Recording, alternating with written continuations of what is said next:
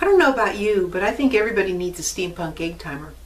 And you know, even if you don't want to time any eggs, they're very handy for other things too. You know, with my grandchildren, if they're naughty, they have to sit at the table for 3 minutes and watch the egg timer. And you know, that's a pretty harsh punishment, but you know, I'm that kind of granny. So you can use your timer for lots of different things, lots of fun things. And I think you're really going to enjoy this. So I hope you're ready to make some steampunk today. I've been so looking forward to it. And one of the things I want to bust out for you that I searched far and wide for you to find is a little sand timer. I'll give you a link where to get them. But when you're looking for things like this to use in your projects, just make sure that they're oven safe. I put this one in as soon as I got it at 250 for 30 minutes. I just wanted to make sure it wasn't going to blow up, you know, it wasn't going to melt.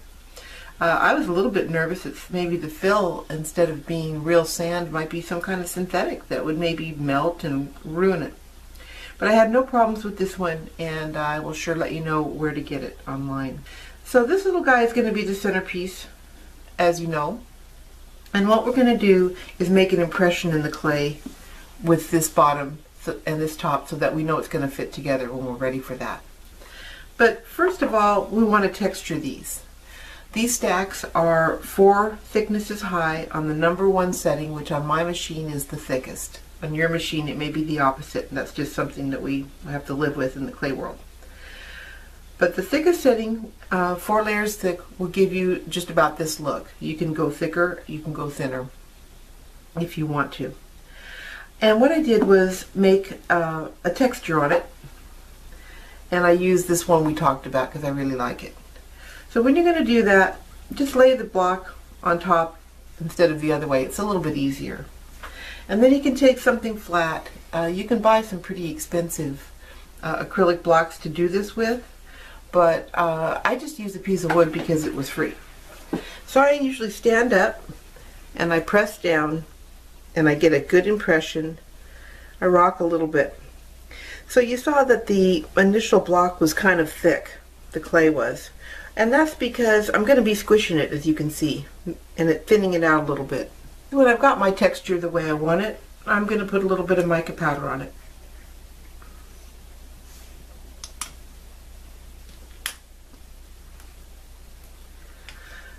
The way I usually use my mica powder is I take just a little stick, or you could use the edge of your screwdriver, whatever you want to use, because I just want a really small amount at one time. I'm not trying to coat this whole surface, of course. I'm just trying to get the raised areas and give them the look that I want them to have. So I work out of the lid and I put it wherever I want it, as heavily or as lightly as I wish. And already you've just got a lot more out of this stamp than you would without it. Then I just shake it off and put the top on. You know, just a word to the wise, just put the top on as soon as you can, because you will spill it. I can't believe how many times I've done it. It's pretty embarrassing, really. So once you've got your texture on here, you want to make an impression in it. And I'd take a minute, if I were you, kind of line this up. And just touch it lightly this time, okay? We'll make a deeper one in a minute. So I see about where I want my center, and now I'm going to get my blade and really trim it up properly. So when I know I've got my square corners kind of lined up, I'll put this back in here now and see exactly where I want to push down. And that looks really good. I'm going to give it some pressure. Okay. Just straighten those up with your blade a little bit. And that's good enough. The next thing you want to do is make some grooves in it.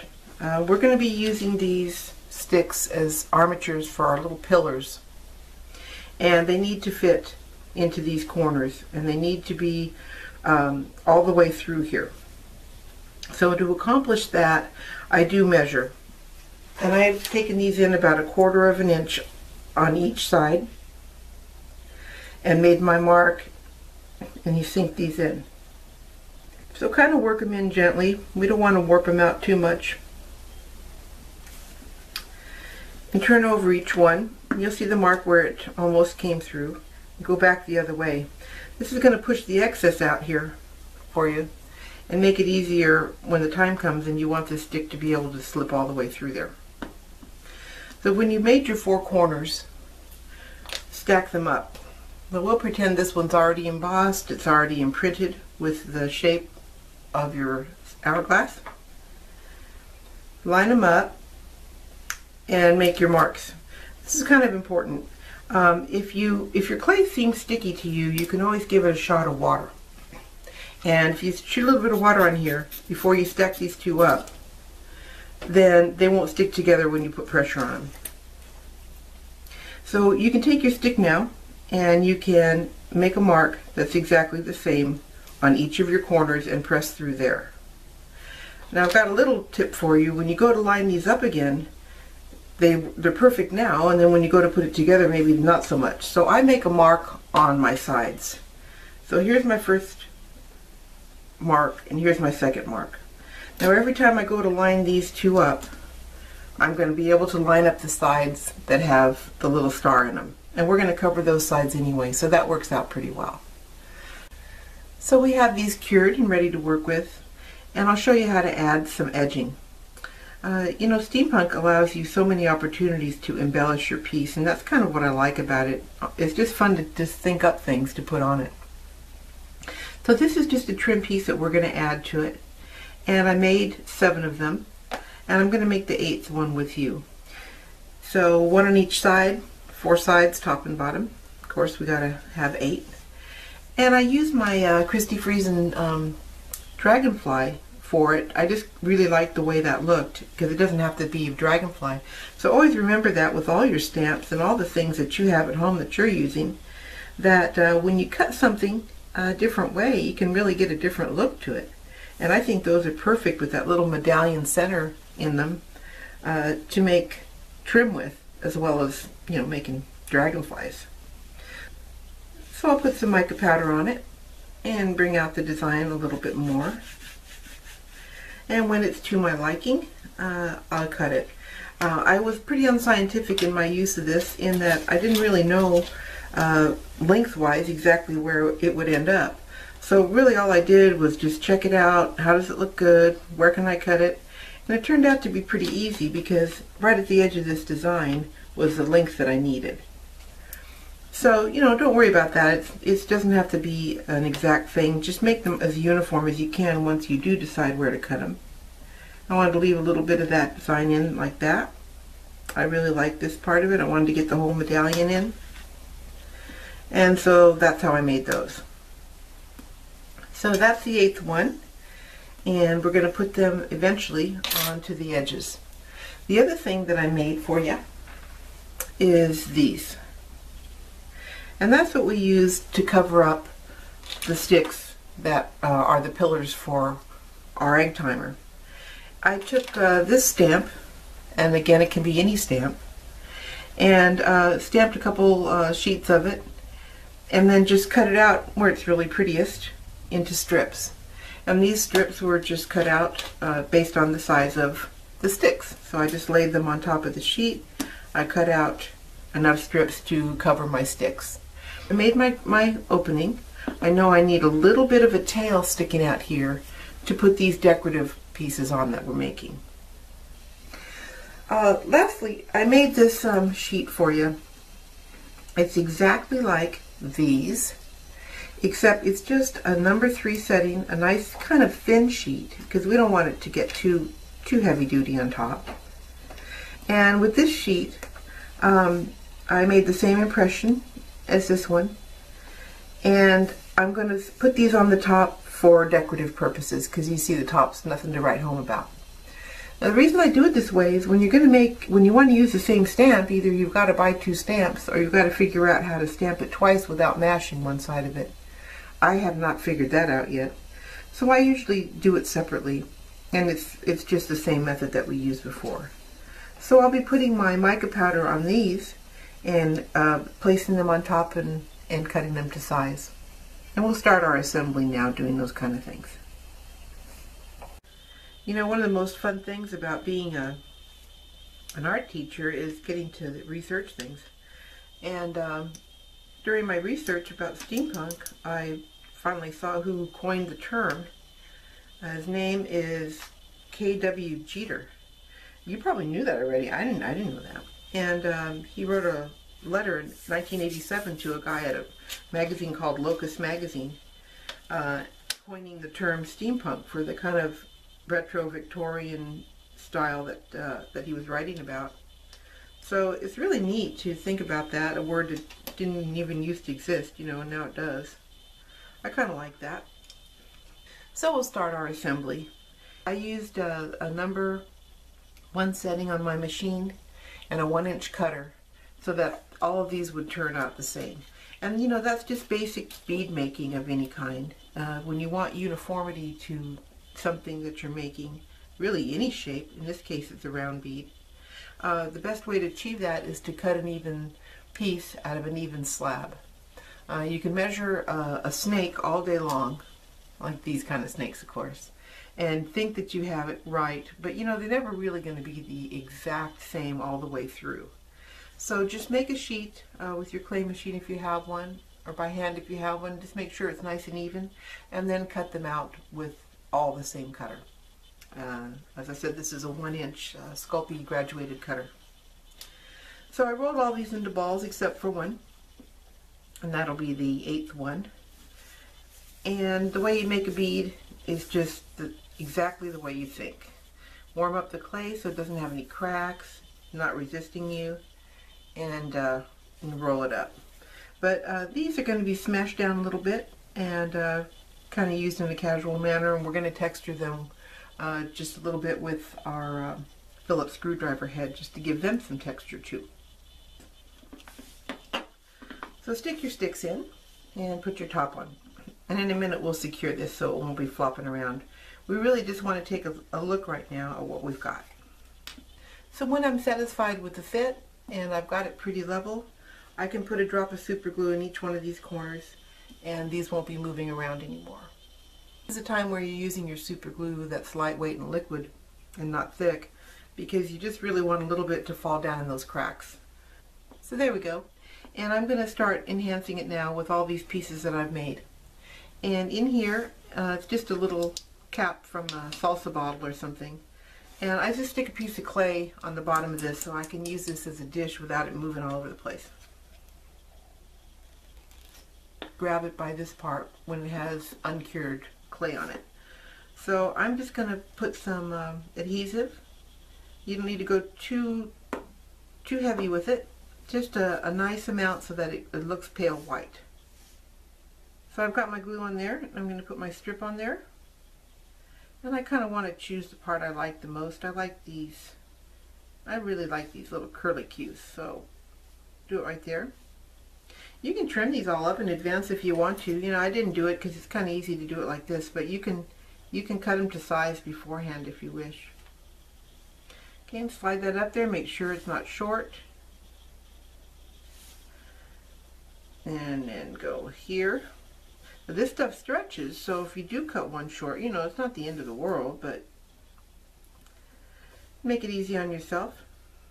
Next, we're going to add the trim around the top, and we're going to add our little lid pieces. And we'll do them just the same way. I'm going to put an even coat, just so that it looks white. That's thick enough. And I'm going to put each of these around the edge. If you see one that's a little short, you know, just stretch it. It's a little long, you can trim it off. So I would make mine flat right here if I were you. That way you don't have to deal with any kind of lip when you're putting that top piece on. If it hangs down too far here, you could always trim it or you could leave it. Let's see how it looks. You know, I'm not big on measuring every single thing and cutting and recutting, because you know, we always have to remember this is clay. It's going to do what we want it to do. It's not the boss of us. So I can make the adjustments that I need to make as I go. I'll place the lid on. This looks really pretty.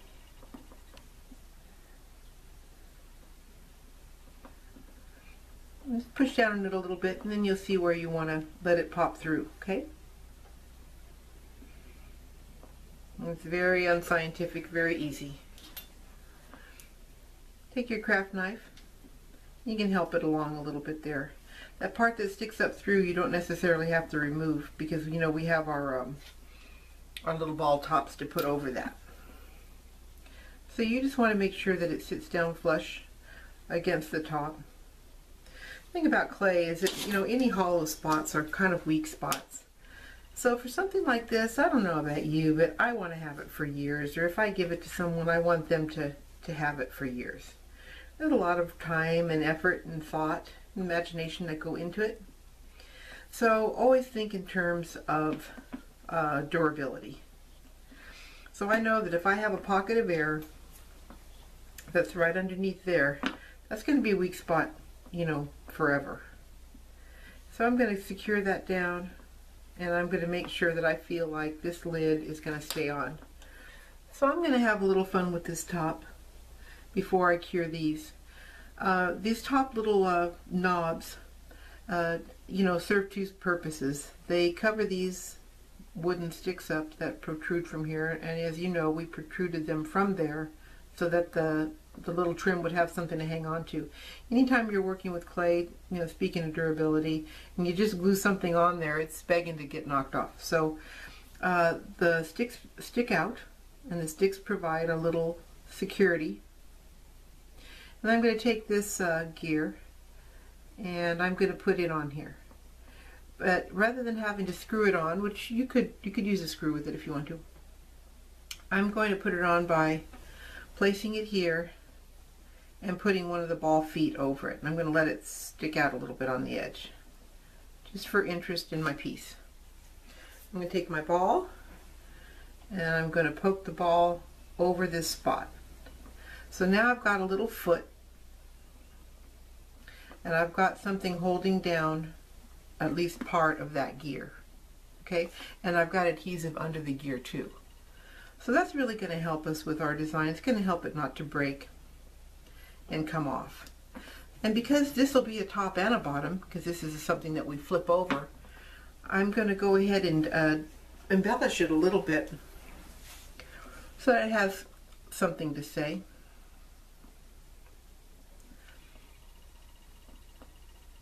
And I'll use my screwdriver.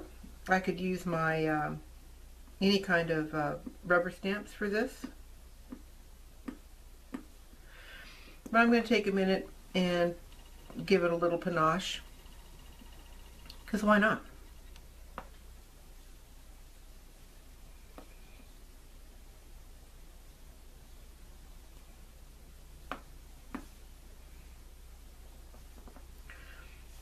So now my little top knobs aren't so plain, and they're starting to look steampunkier every minute, and that's what we're after. Here's something weird looking. Came out of something weirder looking, and I'm going to stick this over here.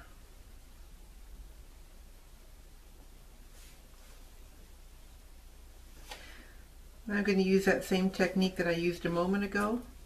I'm going to take my ball, and I'm going to use adhesive underneath this piece. I'm going to make sure that's going to hold up for me. Here's a big gear, and I'm going to put it on in a different way. I've got enough space to stick it right over this one here.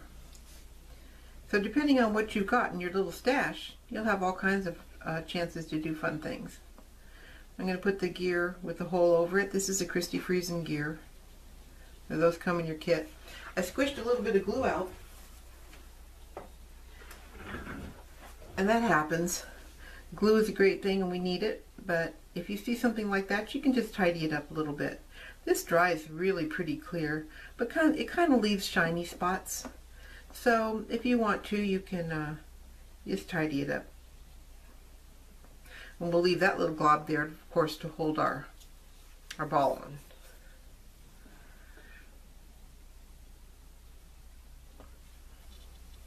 So for my last little embellishment, I'm going to take this little piece of copper coil.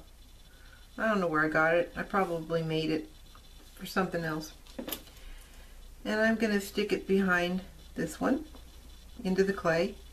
And on this end, there's a little loop. I just made the loop with these. And into the loop, I'm going to stick this little knob. So not only will it be cute, but it will hold that piece of wire down so it never comes off of there. But sometimes you'll see that these are really short and really small and hard to work with. Even if you don't have nails, they're kind of hard to work with. So I have this little old brush, and I put my tiny findings into a piece of sticky clay that I have on the end of it. And I can mess around with them now and pick up even smaller stuff than this without it having to be so difficult. So I'm going to put a tiny drop, I mean really small because I don't want it to squish out. I'm going to put a tiny drop on this wine stem, and I'm going to stick the wine stem down in this piece of wire. And it just looks really cute. It's just a tiny thing. But you know, this is all about the details. These kind of designs, these kind of projects are all about the details. And this is a tiny little piece of art that someone's going to hold in their hand. So never be afraid that the thing that you think of to do and the enhancements that you add are too small and they're not worth it. They're all worth it, because every time that person picks this little piece of art up, they're going to see something new. And that's something I really like about it. So I'm going to add texture to the rest of these little knobs, and then I'll show you the final thing we do before we bake this side. And then of course, you know what I'm going to tell you. Once this side's baked, you're going to flip it over and you're going to want to do the other side. And you know, while it's curing, you'll probably think of all kinds of things you want to do, and that's the fun of it.